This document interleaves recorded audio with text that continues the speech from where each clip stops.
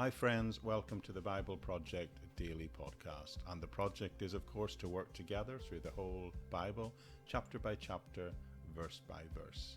Now, no matter where you're receiving your podcast from, whether it be from Apple or from Google or Spotify or Amazon or any of the podcasting hosts and podcast providers, within the audio version, you should be able to access an episode notes page where you'll find links to all the various ways of connecting with the various ministries I do, but you'll also find a transcript of whatever it is, the particular podcast you've been listening to. Now, I'd like you to remind you that you're free to use the text of these talks or these recordings or these videos in whatever way you want. You're free to use them or to reconstitute them for your own teaching.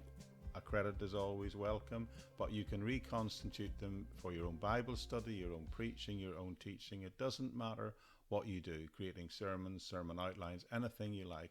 It's free for you to use. They're in the public domain. Please take them and run with them and use them with my blessing. Now, if you happen to be watching the video version, usually on Facebook or YouTube, then there should, from within there, be a link to the audio version on the host site, which is buzzsprout.com, and that way you can access the transcript and the other links from in there. There's even actually a link to my sound design website where I do the background music and sound design, not only for these podcast projects, but also for some other things that I've been involved in. Now, there's also worth mentioning, there's a link to my Patreon page where I do host and make available exclusive content to people who are my patrons. But that's it. Today, we're going to be jumping back in and looking again at the story of Racheal and Leah, this sibling rivalry, this tale of two sisters that spans the second half of Genesis chapter 29 and the first half of Genesis chapter 30. So we'll dive in there in a moment. But as by way of finishing the introduction, I'd just like to say thank you for joining me. I do really hope you're benefiting from having the Bible as part of the rhythm of your daily lives. And I'd just like to thank you for dropping in and for supporting and encouraging me in whatever way you do, if nothing else, just by listening or watching to this. But that's it for now. We'll jump into the main text that we're looking at, and I'll be back just to see you at the end of the Bible study. Bye for now. Okay, we're picking up where we left off yesterday. We're doing a couple of studies just in covering the text in Genesis 20, chapter 29, verse 30, through to midway through, roughly, Genesis chapter 30, verse 24. And it's the story of Racheal and Leah. And I've called it a tale of two women. And we've identified this ongoing conflict, this ongoing sibling rivalry between these two sisters.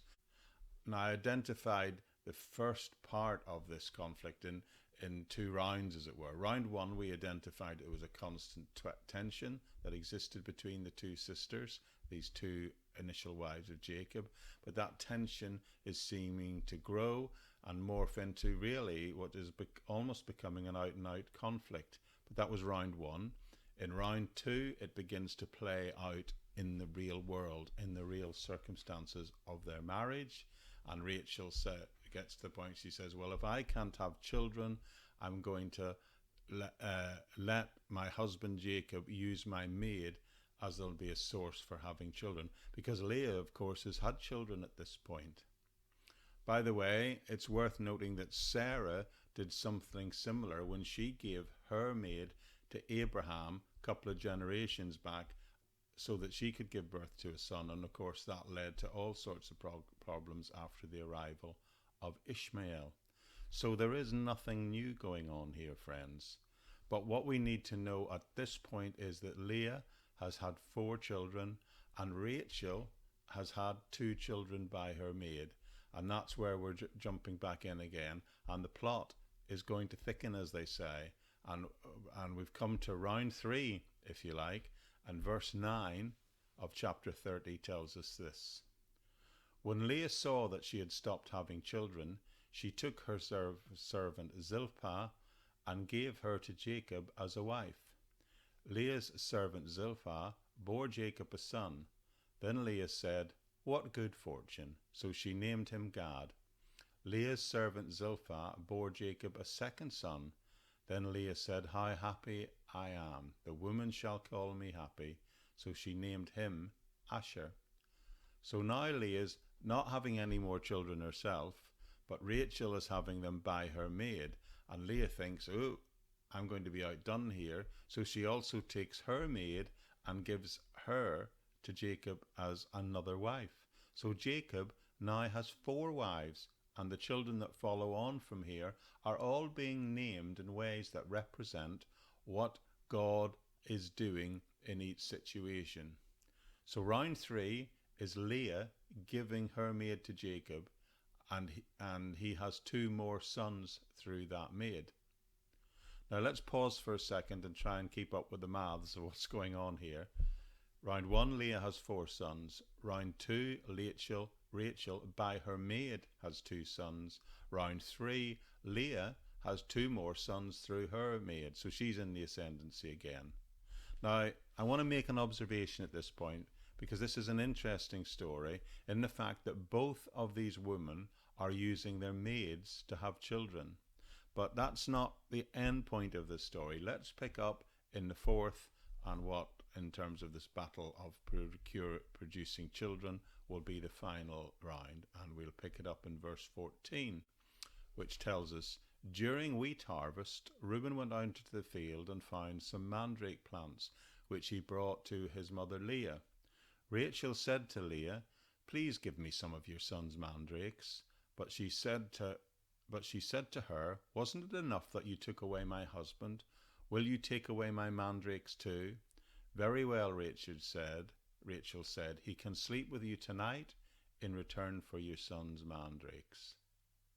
Now, do you ever read one of these ancient Old Testament texts and think, this sounds like it comes from a whole other world, a whole other place, a real sense of a different ancient place? What in the world is going on in this passage? This raises all sorts of questions in our minds. I'm sure you're wondering, what is a mandrake and why is it so important? And the answer to the first question actually, in a sense, answers the second question at the same time. Mandrake was a common plant at the time. It comes from the family of what we today call nightshade, and it had 5 long fleshy fingers with leaves, which made them look a little bit like hands. But the key point here is, for a long time, many thousands of years, up to this point, they have been seen to have medicinal and mystical properties associated with that plant. From ancient times, the root in that area was promoted for use as an aphrodisiac and also for fertility. And the idea here apparently is that Racheal says, if I could get some of that plant and I could conceive, because up to now she's not able to have any children except by her maid. So in a sense, she's making a deal with Leah, allowing her to sleep with Jacob again, provided she gives over her mandrakes that has been gathered to her by her son, originally for her, Leah. This is strange, isn't it?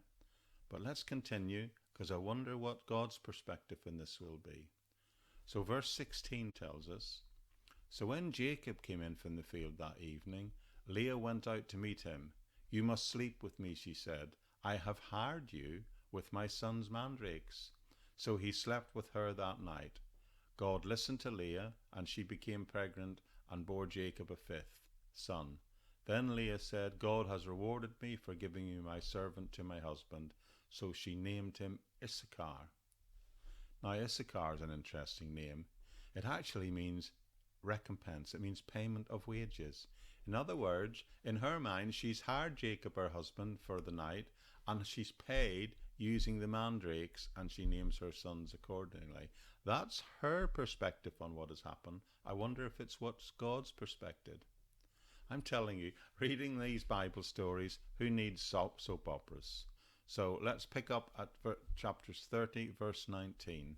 And it tells us, "Leah conceived again and bore Jacob a 6th son. Then Leah said, 'God has presented me with a precious gift.'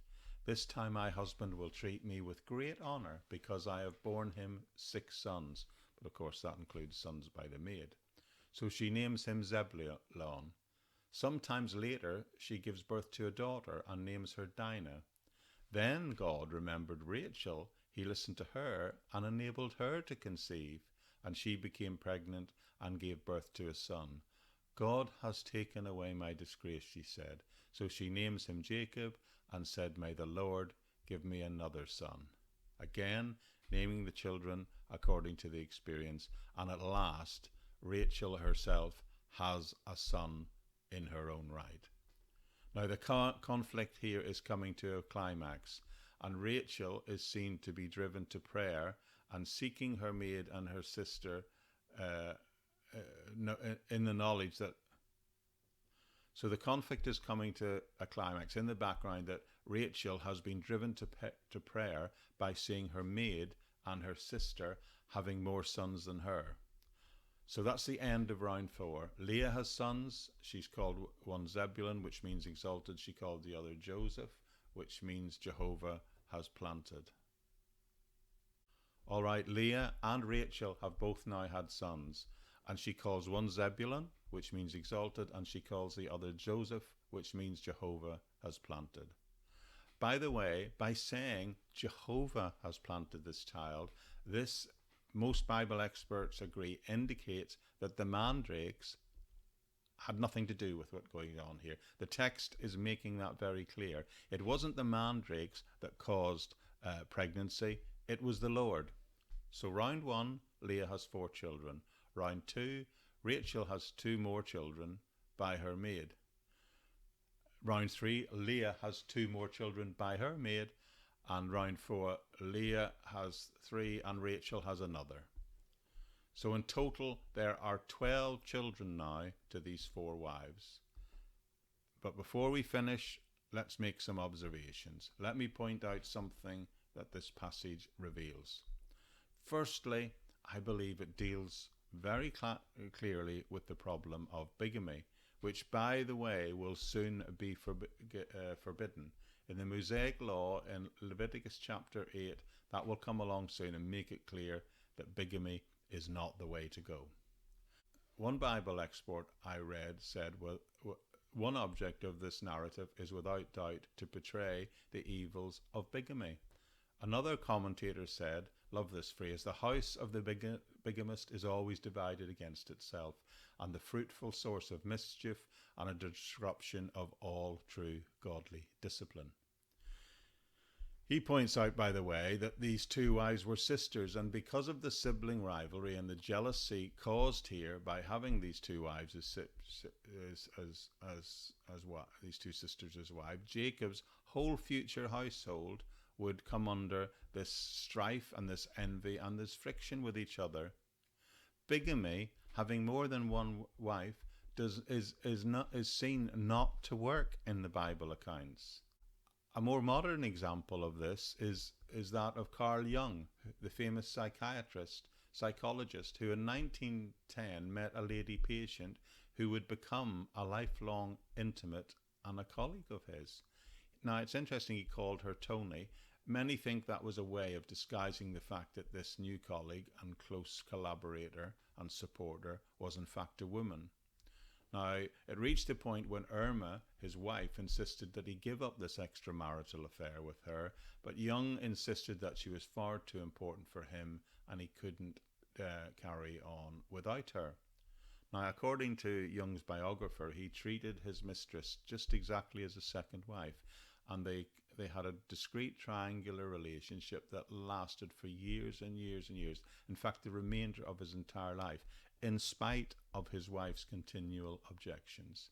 The 3 of them would often appear in public, but the private tension between the women became more and more obvious. And the biographer of Jung said, and I quote, "It intensified to such a degree that both found it difficult to keep it under control in public. They both became increasingly openly sarcastic and hostile to each other." There you go. That's a perfect illustration of what happened here way back in Genesis chapter 30. Okay, so let's sum this passage up and what it means. In terms of narrative, it's fairly straightforward. Jacob has two wives who are jealous of each other, which leads him to end up having four wives, through which he bears 12 children. And that's the sum of the facts of what's going on in this chapter. But let me make a couple of observations and draw perhaps a couple of conclusions out of it. First, the chapter contains a contrast, and it illustrates the conflict between these two women. Leah was apparently a woman of faith who longed for the affection of her husband. Racheal also had faith, but it did not appear to be as strong as Leah's, but she also had an affection for her husband, but also struggled and anxiously desired the blessing of God in childbirth. In other words, the anxiety and the jealousy of these two women was the underpinning thing which led to conflict. Now, we could stop and wonder for a while, because this could cause us to remember that and to take serious note that this should warn us that believers should avoid envy and strife in all relationships, because it will always grow into conflict, which is not a healthy thing. Whatever your lot in life, whatever you feel, even if you feel ignored, oppressed, challenged, troubled or anxious, your attitude should not be one that changes into jealousy of someone else. Nor should our efforts result in any form of bitter rivalry. Rather, what we should do is cultivate always a wholehearted trust in the Lord, waiting patiently for his blessing upon us. One of the major themes in this passage is clearly the conflict between these two women. But as I suggested at the beginning of the passage, it not only teaches us something about that, it also teaches us something about the history of Israel and of the Lord. So there's more than just an interpersonal conflict going on here between two women, two wives as it were. This passage records God's continual faithfulness in providing Jacob with his descendants, just as he promised him back in Bethel. It centers on the Lord's fulfillment of that promise and the process that brings it about, by showing that the Lord is still able to bless Jacob through these circumstances. In other words, in spite of the envy, the jealousy, the suspicion of these two wives, the Lord allows these women and the others to have the children that are needed, that will eventually become the 12 tribes of Israel. In other words, Jacob becomes the father of Israel, the father of the 12 tribes of Israel, as prophesied through this increasingly messed up situation. This passage is clearly telling us something about the Lord and how he is faithful to fulfill his promises, and he still gives Jacob those multiple sons from whom will come the multiple tribes of the great nation of Israel, through whom the whole world will be blessed. But as we are going to dig further into the Old Testament from here on and into what happens, we'll discover that the 12 here, the 12 sons mentioned here, are not going to be exactly as constituted the 12 tribes of Israel. These tribes, this nation will be divided into 12 tribes based on 12 sons, that's true, but not exactly as they've been constituted here, because we'll learn later as we progress through the book of Genesis that Reuben will, as a result of sin, God will take two of the sons of Joseph and use them to replace the tribes of Reuben within this story. But I also said it not only tells us something about God and something about the nation of Israel, I believe this passage can really teach us something about ourselves. There's something taught here that, in the light of all the sort of the drama of the narrative of the story, sometimes get slightly passed over, I would say. But it's very important, because it tells us that God looked upon Leah, who felt unloved, and he blessed her. And he specifically blessed her because she felt unloved and she cried out in prayer to him. God will later also look upon Racheal and will also identify that she feels unloved because she was childless. So both these women are identified as feeling unloved. but both within the narrative of the story are seen to reach out to the Lord and to pray earnestly, and then the Lord blesses them accordingly. God blessed them because of their need and their prayers and their willingness in the end to turn and trust in Him. And what this tells me is God, characteristically, God by nature works for people through things, but particularly works when people are feeling downcast. God's desire is always to show favour to the afflicted, to support the troubled and the oppressed and the rejected. Those people, any of us who find ourselves in such predicaments, if we show faith, this tells me we can still truly rely on God. We can trust in His sovereign plan and that He will come through for us, and that in the fullness of time He will bless us if we reach out to Him in truth and in trust and in prayer. His blessing will never be gained by bargaining or striving. It's gained primarily by trusting in Him through prayer. And I want to close that if today you're feeling rejected, if today you're feeling downcast, if today you're feeling afflicted, then friends, just call on the Lord. Turn to Him in prayer. Reach out to Him and call upon Him. Trust Him for His blessing. Because God, the nature of God, the God that I see here in these Old Testament story, is the type of God who likes to look after the very people who feel that way. Okay, we'll finish there, friends. That's it for today. Thank you so much for joining me. I'd like to remind you that you have access to a lot more of my teaching on the Patreon website, including some long-form versions of my Bible study and teaching, alongside very soon some discipleship courses. Now, if you've ever thought about developing and nurturing a preaching or teaching gift that you feel you might have or others have told you you'd have, then I'm in the process of preparing a series of a short discipleship course of how to prepare and present expository preaching, how to come before the Lord, come before His Word, and explain the Bible in a way that's meaning and relevant within its context to people. Also appearing in the next few months will be links to not only longer talks, but some talks that I have given and will be giving in secular environments. That is where I go and try and meet people at their point of interest and find the intersection point between Christian thinking or the Word of God and the areas that people are interested in, and meet and come together to look at, like art, science, psychology, and even mental health. And these talks I'm planning to make available and give you access to anybody who is a patron of mine on the Patreon website. You see, by becoming a patron, you're not only supporting my ministry and enabling the Bible Study Daily project to be free and remain free for anybody who wants to access this, you are actually enabling the podcast to reach more people, and alongside getting some early access to some teaching that I'm doing. One other thing, if you're enjoying the Bible Study Daily podcast, it's really helpful if you like, share, or subscribe it. That enables the teaching to become much more accessible. It enables the Bible studies to be seen much more widely, and that will really help the Word of God into the lives of more and more people. The life-changing power of the Word of God and His Spirit to impact more lives.